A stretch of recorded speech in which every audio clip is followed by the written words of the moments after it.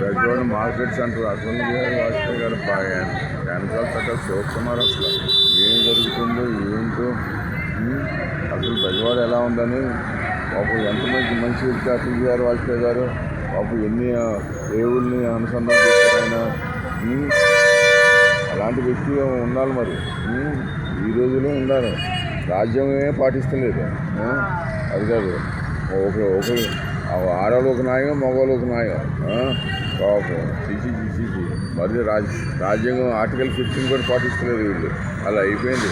అసలు లాల్ బహదూర్ శాస్త్రి లాంటి వాళ్ళు, నరసింహారావు గారు లాంటి వాళ్ళు, అదే వాజ్పేయి లాంటి వాళ్ళు ప్రధానమంత్రులు అవుతే ఈ దేశం కొంచెమైనా ముందుకెళ్తుంది.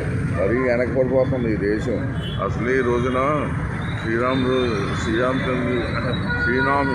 సరే మంచి ఏదో మాట్లాడతాంలే, సర్లే మళ్ళీ తొందరలోనే ఈ దేశం మంచి రోజులు వస్తాయని అనుకుందాం.